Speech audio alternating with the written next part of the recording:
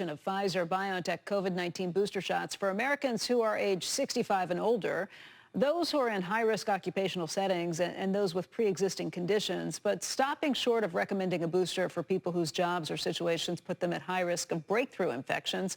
Of course, that decision was overruled last night by the head of the CDC. Meg Terrell joins us right now with more. It's been really confusing for anybody who was walking along, so why don't you just set us up and explain what happened, Meg? Yeah, so Becky, we all went to bed last night after this vote from CDC's advisors that essentially limited what the FDA had authorized booster shots for Pfizer's vaccine for, just to people who are over 65, live in nursing homes, or who are at high risk of severe outcomes because of underlying conditions. Then we woke up this morning and it turned out the CDC director had overturned that decision, essentially broadened the CDC's recommendation for boosters to match what the FDA recommended. The entire sticking point, as you were saying, was about those folks who are at high risk of exposure to COVID because of their job or their settings. And we heard from the FDA on Wednesday when they approved this. They were thinking that included healthcare workers, but also teachers, daycare workers, grocery store workers, people in prisons, and in other settings like homeless shelters. And so there was a ton of debate, but the advisors voted that down yesterday, essentially because they thought it really opened the door to essentially anybody who wanted to walk in and get a booster shot. So there's a lot of debate over how this played out, and it's very unusual for the CDC director or the government to overrule that advisory committee. In fact, it's only happened one other time in 2003 for a smallpox vaccine. But you are seeing some folks this morning weighing in, like Dr. Ashish Jha on Twitter from Brown University, saying essentially the CDC director did the right thing, that this should be aligned with the FDA and healthcare workers and others should be included here. He says, quote, "This is why it's good to have a strong CDC director." But guys, just a lot of back and forth. And remember, this only applies to Pfizer's boosters, not everybody who got Moderna and J&J. Becky? How much longer for those people? Because that's probably the most frequent question I see asked, or I have people asking me, if you got Moderna, if you got Pfizer, how much longer should you expect to be waiting? Yeah, and the advisors discussed that yesterday, and the FDA was on the call with them and essentially said, we're working with the manufacturers to do this as quickly as we can. They have Moderna's application in for a booster. Moderna filed for a half dose of the booster, which just kind of makes the regulatory situation a little bit more complicated. Dr. Fauci indicated to Hallie Jackson recently on MSNBC it could be about 2 to 3 weeks before we see boosters for Moderna and J&J, and even that seems very quick because we haven't heard about any FDA meetings about either of those. So we'll have to see how long that takes. But there was a lot of push for the panel to consider, folks who got a different vaccine like a J&J the first time to be able to get a Pfizer. But that was not what they ended up voting on or recommending. Meg, thank you very much. Joining us right now to talk more about this is Dr. Scott Gottlieb. He's former FDA commissioner and a CNBC contributor. He also serves on the boards of both Pfizer and Illumina, and he's got a new book out this week called Uncontrolled Spread: Why COVID-19 Crushed Us and How We Can Defeat the Next Pandemic. Scott, let's go through this tick by tick. When you saw the recommendations from the CDC panel where they were narrowing what the FDA had kind of laid out and saying that not as many people could get boosters, what did you think? I thought it was reminiscent of what they did with the initial authorization of the vaccines back in December when they came out with a schedule on who should be eligible for the vaccines and in what order. That was overly Byzantine and slowed the actual administration of the vaccines. It was so hard to follow the initial guidance. We forget that time period when they had these different categories, 1A, 1B, 1C, 1D, 2A, 2B. And they tried to narrowly define discrete populations of patients based on their own prioritization of need. And some governors started to ignore the CDC recommendation and just made it available on age. Governor Lamont here in Connecticut did that. He said that he'll give it to oldest citizens first and then walk it down the age continuum. And that allowed Connecticut to deploy its vaccines much more quickly than many other states. DeSantis did that as well in Florida. So by keeping it simple, they were able to administer more vaccines. The same thing happened here where I think the CDC got overly complex in defining these different categories, and they created a regime that was going to be very complex to administer at the pharmacy counter and probably would have disadvantaged people who already face obstacles getting access to care. They left some of those provisions in. So if you're 18 to 49 and you're not eligible under the occupational exposure provision, and you're eligible under the provision by which you have pre-existing medical conditions, they said that you still require consultation with a physician or some assessment of benefit risk, which implies consultation with a physician. So that's going to also leave in some complexity to these guidelines, even with the change by the director. I mean, how is that even going to be managed by the pharmacies and other places that are giving these shots out? I mean, if you go to CVS, if you go to Rite Aid, if you go to Walgreens, they basically just ask, do you fit in these? And if you say yes, you go ahead with that. Will this require those people to actually have a note or a script from a doctor? I just don't even know how they manage it. Yeah, it's probably going to be self-attestation that you've had a conversation with a healthcare provider who, judged you to be indicated for it based on your own assessment of benefit and risk, which means a lot of people are going to ignore the provision. And, the worst thing that you could do as a public health agency is put out provisions and guidelines that are going to be ignored. You want to make them practical so that providers and patients can adhere to them and will want to adhere to them. I think ultimately the director did the right thing overruling the advisory committee. Remember, it was a close vote as well. I think it was a 9-6 vote. So it wasn't like it was a resounding vote that people who are at risk from occupational exposure should be denied the boosters. So I think it was the right decision because there's a lot of healthcare workers who were vaccinated last December or January who are already getting boosters. There's also a lot of people who live in settings like prisons or assisted living facilities where they may not have underlying medical conditions, so they may not qualify that way. But the circumstances in which they live, we know puts them at high risk for breakthrough infections. And we are starting to see some bad outcomes in those settings. So I think that this aligns with where the public health really is going to require, some additional opportunity for people to get boosters.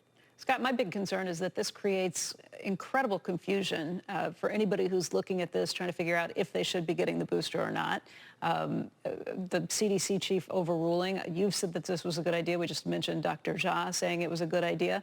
There are other people who are going to look at it and say, well, wait a second, this is the Biden administration overreach, and this is what the Democrats want. As a Republican who was appointed to lead the FDA by Donald Trump, what do you say to that? Well, look, this is a lot of what I get into in the book. I think that we superimposed a system that was designed for peacetime. Basically, this system that we're seeing play out was designed to administer the pediatric vaccination schedule. That's primarily what they do. FDA approves vaccines for the pediatric population. CDC opines on whether or not it should go into the schedule, the mandatory schedule for childhood immunization. We took that scheme and thought that it would be applicable to a public health crisis. Really, what we should have done is reimagine that process and tried to get FDA and CDC in closer alignment, maybe in one seamless process, recognizing that if you had discrepancies between the two agencies, it was going to create confusion and it was going to create fodder for those who want to sow dissent and sow confusion. And that's exactly what's going to happen here. Critics are going to say that, look, these agencies can't even agree on who should be eligible for a vaccine. We told you that you shouldn't be getting a vaccine. So we shouldn't have allowed this process to go forward the way it has. I don't know why we assumed that processes built for peacetime would be good in a wartime setting of a global pandemic.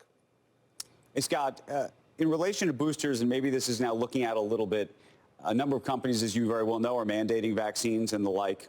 But at some point, we're going to get into a situation where it's going to be very hard for companies, I would imagine, to actually track who's got the booster, who doesn't, when this one expires, when this one doesn't. J&J is different than Moderna. Moderna is different than Pfizer. How does this work over time? Yeah, look, I think that it's already going to be hard to track that. I think probably businesses are going to certify that you've been vaccinated, you've received the initial vaccine series, and I think it's going to become very hard to track whether or not people have received boosters or whether or not having a booster even makes you more protected in a workplace setting. I don't think that they're at the point where they can draw that conclusion right now. Probably over time this does become a seasonal vaccine, so there'll be some kind of administration on a seasonal basis, and we'll settle into a more normalized pattern. One final point, another reason why the CDC director may have had to make the decision that she did, in addition to the public health considerations, is the PrEP Act. By adhering to the FDA's authorization, it'll allow these vaccines to remain under the PrEP Act authorization from Congress. And so that may be another reason. If CDC had deviated from the language of the FDA's authorization, it may have taken the administration of these vaccines outside that legislative framework, which would have created a lot of complexities. Explain that. What does that mean? Well, the PrEP Act confers a lot of different provisions, but one of them is liability protection for the administration of the vaccines. And so that confers protection on pharmacies and providers who are administering the vaccines. The government effectively backstops any liability that comes out of the administration. And the PrEP Act is based on FDA's authorization. So if CDC's recommendation and the ultimate administration of these vaccines deviates too far from the FDA's authorization, that could potentially, I'm speculating here, but it's something that may be the case, that could potentially take the administration of the boosters outside the provisions of the PrEP Act, which would put pressure on providers and pharmacies who would be administering these vaccines. What happens now? I mean, the CDC panel, are the members of that panel upset that they've been overruled? Meg mentioned that this has only happened once before, back in 2003, when they were considering a smallpox vaccine. Well, look, I suspect some people will be chagrined, and I was at FDA at the time that decision was made in 2003. That was post 9/11, after BioShield was put in place. That was, a very specific circumstance. It wasn't a broader circumstance like this. So I suspect that there will be advisors on the CDC who will feel that their advice should be followed. Again, this was a very close vote. Look, the CDC director is well within her discretion. The bottom line is the ACIP committee is just providing advice to CDC. It's very explicit that the CDC director retains the ultimate authority. And if you remember, there were some tweaks made to the original recommendation around the administration of the vaccine back in December. Initially, the CDC director followed the guidance of ACIP, and then ultimately HHS decided to deviate, recognizing that it was creating so much complexity around the administration, it was actually slowing the uptake of the vaccine. So, it has been the case in the setting of the pandemic that this has happened before. Again, when it happened in December, it was more of a staged process. They backed away from the ACIP guidelines after they realized how difficult it was, how challenging it was to follow them strictly. Scott, you've told us in the past, and your book goes into this too, about how the CDC really wasn't equipped for this. You just mentioned it before. The Trump administration went to extremes, and you had President Trump kind of tweeting his frustration with the process. It seemed like the Biden administration has played a little more hands-off to this point, but this step from the director, from Michelle Wallensky, does that indicate that maybe the Biden administration has reached some frustration with it too, or should we not read that into it? I think you should. I think both administrations have made mistakes. The Trump administration made the mistake. They recognized that the CDC wasn't equipped to handle the task of responding to the pandemic, but they didn't know how to reform the CDC. They didn't know how to support it. They didn't know how to provide it proper resources. They just browbeat it publicly, which was exactly the wrong thing to do. The Biden administration came in and said, look, we're not going to browbeat the CDC. We're not going to interfere at all. And they've been very hands-off. And I think that there's a middle ground there somewhere where you have to support the agency, support the people there. There's very good people there. But you have to try to move it in a direction where you reform the agency and also reform the processes by which the agency goes about dealing with a public health crisis of this magnitude. They are just not equipped to deal with this kind of a global public health crisis. They don't have the logistical capability. They don't have the resources. They don't have the analytical capability. So you needed to create different processes and start to align agencies more closely together in a seamless process, like FDA and CDC. In Israel, they didn't rely on their normal regulatory process to authorize their boosters. They brought together their top experts from across their regulatory agencies in one single process. They got in a room. They had an open meeting that was in public, 50 experts. They made a decision, and they moved forward. That's what we could have done here. We didn't have to follow this highly staged process where each agency acted independently. We could have brought FDA and ACIP together in one large advisory committee. There's no reason we couldn't do that. There's nothing written in law saying that it has to be this way. We basically took a process for authorizing pediatric vaccines and coming up with a pediatric vaccine schedule, which is highly staged, highly deliberative by design, and it works quite well. And we superimposed it on making decisions in a public health crisis, a fast-moving public health crisis. That was a mistake. No one had the vision to see how this would play out. Now, in retrospect, we have to go about reforming these processes and have a different process for a crisis like this. I will say, kind of, I've never really been into watching FDA meetings, panel meetings, and CDC panel meetings, and kind of being hinged on what's been happening over the last couple of weeks with this. I understand some of the concerns that they brought up, some of the longer term, what if this happens? Will people read this into it? I get those things, and I understand their frustration with not having enough data. Your job is to look at the data and then say, should we recommend based on the data? There's not a lot of data. Part of that's because the CDC is not collecting some of this data. Part of this is because it's a real-time pandemic, and you just don't have data for things that don't exist. Look, that's absolutely right. I mean, we haven't been collecting data systematically in this country. They were forced to rely a lot on data collected in Israel and in the UK, which puts them in an uncomfortable position because there's a presumption that infectious diseases are experienced differently in different populations. We're going to be collecting data now going forward prospectively, recognizing where the gaps were. But they were put in a hard position. There's scrutiny on what they're doing. These meetings are held in public.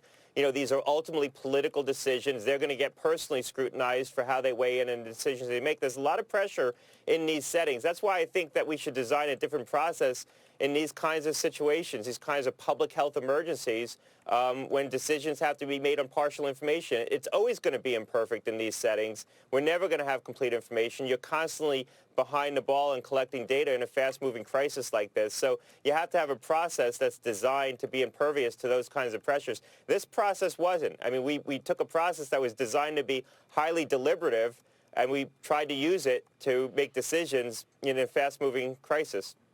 Have you, I mean, not that I'm asking you to violate confidential conversations you've had, but I'm sure you've been talking to colleagues, former colleagues, people in past administrations, maybe even this administration too. What's the sense you got around this, that you get around this? Is there frustration? Do they feel like things are going well? What do you think? Well, look, FDA over time has been frustrated by this CDC process in the past. Even when I was at FDA, Meg talked about the 2003 decision.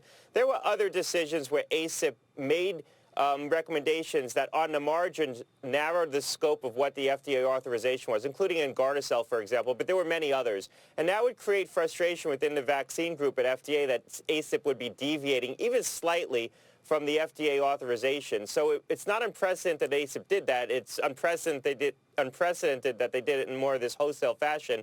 I can tell you that yesterday there was frustration inside FDA about the ACIP decision and how much they deviated from the FDA decision. Dr. Gottlieb, thanks again for being with us. Really appreciate it.